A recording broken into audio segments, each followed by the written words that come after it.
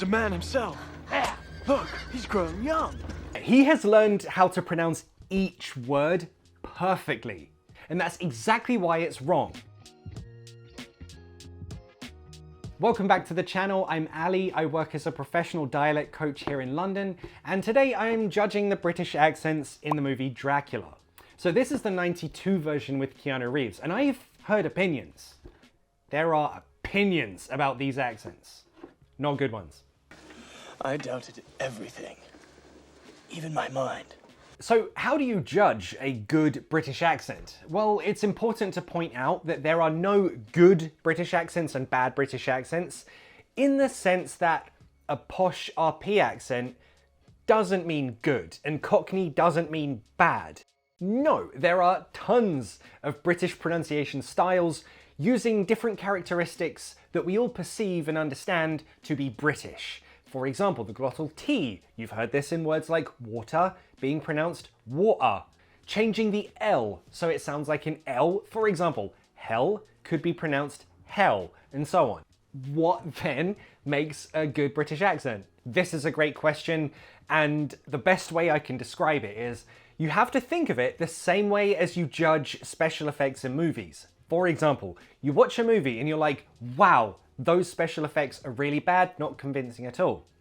Other movies, you're like, whoa, those special effects are amazing, they're very, very convincing. However, what the professionals will tell you is the best special effects are ones that you don't even notice. And it's the exact same thing when learning accents for a role. You don't even question if it's real or not, you're just like, oh, okay, this guy's British. You're not doing a British accent, you just have one. He's buying a property around London. Of course, sir.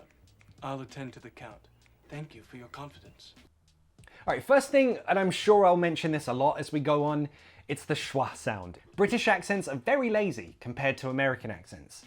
The most common sound in British English is the schwa. It's this symbol. Most commonly, you'll see this replacing the R sound at the end of words, like instead of, in American English, doctor, lawyer, we replace the R sound at the end with a schwa. Doctor, lawyer, sister, brother, mother, father.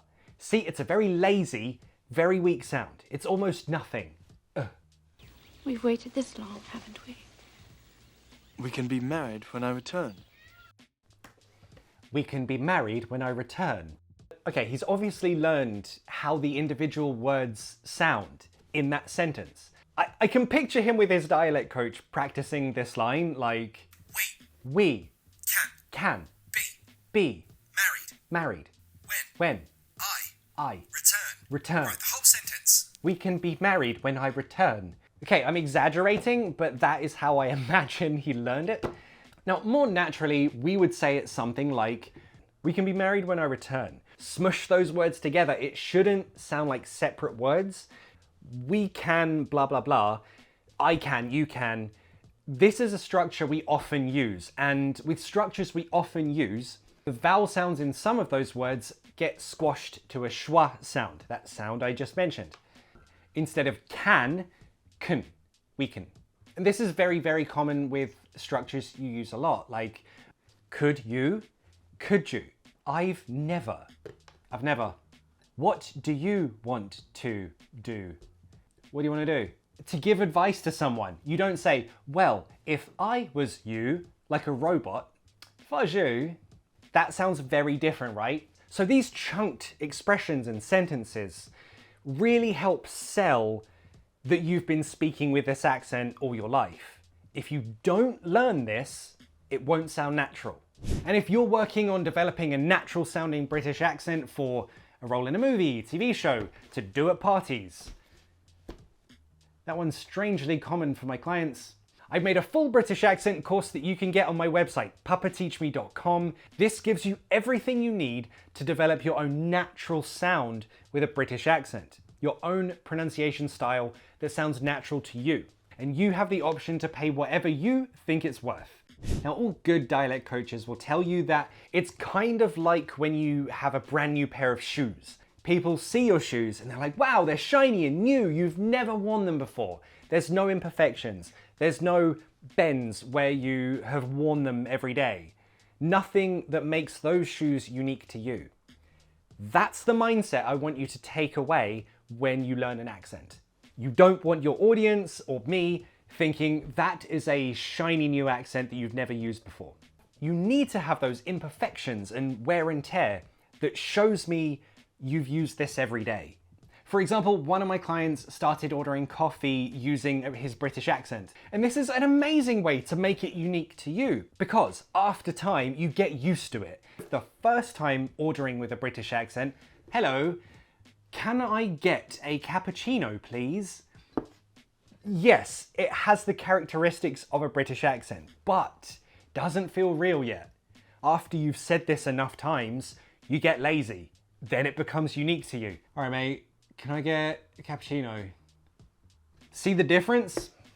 I say, is the castle far? Is the castle far?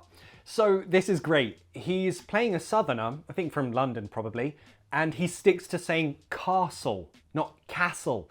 For those who don't know, roughly this line, this would separate northern British accents to southern British accents. You, in the comments, stop typing, I know, but this map and this line makes it easy for Americans to understand. So stop typing. This refers to the trap-bath split. And this means that northern accents, stop typing, will pronounce the ah sound in words like castle, laugh, bath, class, the same as the ah in trap, trap, class, trap, bath. It's the same ah sound, right? However, southern accents, it's different. We still say trap with an ah, but we say the ah in these words with an r sound. Class, bath, laugh, castle. So because he's using a southern British accent, yes, those two words should match in pronunciation. Is the castle far? So if you're an actor and you're playing someone who grew up in London, the South, this is something you need to be aware of. You, from London, won't pronounce it class, most likely. A month. Do you wish me to stay so long? Do you wish me to stay so long? I love the first half. It's quite relaxed. Do you wish me? Love that. That's great.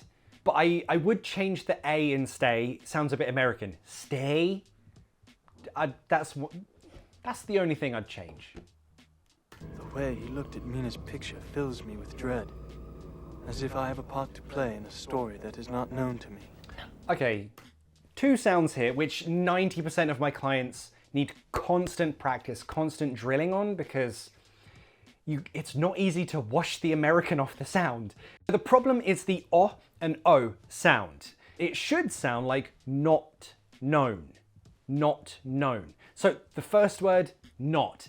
You really want to close the mouth for the O sound. It's a short, sharp O, not. Na, not. Na, not. It's not, not. It's not. The O sound. This I constantly have to drill with my clients. Everyone needs practice with it, so we can practice now. It should sound like O, but again, I'll exaggerate. Americans tend to overpronounce it like O. The trick is actually to try less.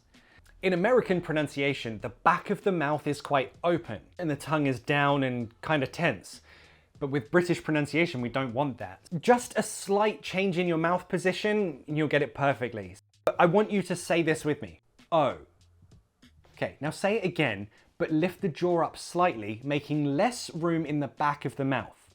Then relax the tongue and let the lips do all of the sound. O. O. Was there a difference? If not, record yourself and try it a few times. Bloody wolves chasing me through some blue inferno. Inferno. Yeah, again, he's trying too much on the O, O. Am I exaggerating? Yes, but that's what I'm hearing. Close the jaw a bit, less room in the back of the mouth, relax the tongue, let the lips do all the talking.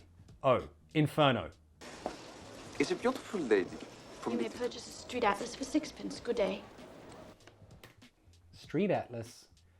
Okay, so if I pronounce better with a true T, better, you understand that as British. Glottal T, better, also British, right? However, if I say better, that's the flap D. a traditionally more American characteristic. However, like I mentioned, a natural accent will have imperfections. Americans, excuse me for calling your accent an imperfection, but sometimes, yeah, I'll say better instead of better or better. And so do a lot of British people.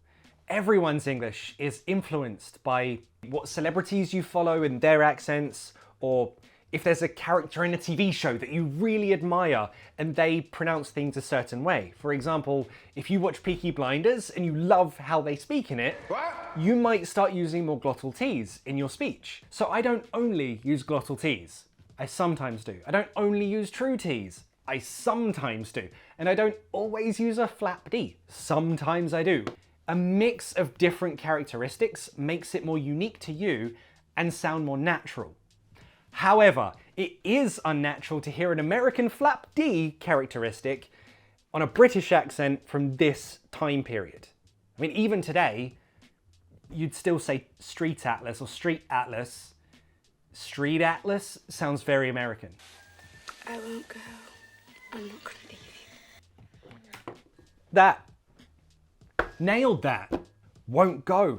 Perfect. So again, she kept the back of the mouth more closed, tongue was relaxed, the lips did all the talking. Mwah, perfect. I won't go.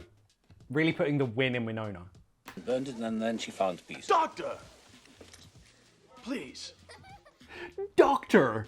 Everything was wrong with that and now you can hear it too, right? So first is the O sound, doc. Next is the schwa sound, t. Doctor, not doctor. I will not let you go into the unknown alone. Perfect. Okay, this video is not just your reference, but also your practice too. I want you to take that exact line and practice some of those sounds that we've just been talking about.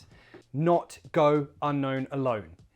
I will not let you go into the unknown alone. Say it with me. I will not let you go into the unknown alone.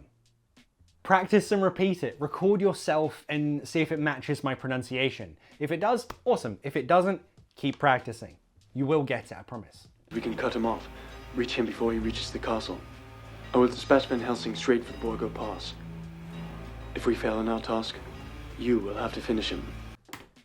And this will be your trap buff split practice. Okay, let's imagine you are training for a role with a southern British accent.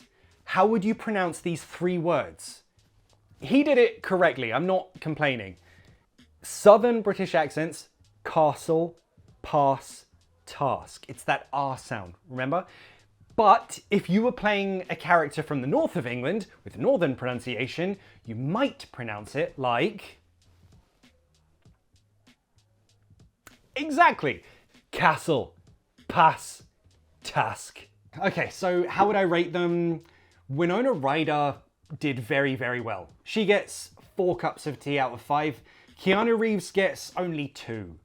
I think Keanu Reeves gets a lot of criticism for his accent in this movie, but you can tell he definitely studied and he practiced a lot for this movie, but he concentrated too much on how individual words are pronounced and not the flow of the sentence. And remember, the flow of the sentence, that's carrying all your emotion, all your feeling. So if you're not comfortable in a new accent, it's really, really obvious. And unfortunately for him, it was in this movie.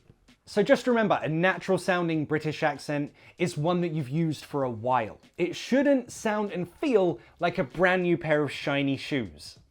So whose accent in what movie should I react to next time? Let me know in the comments and I'll see you in the next one. Bye.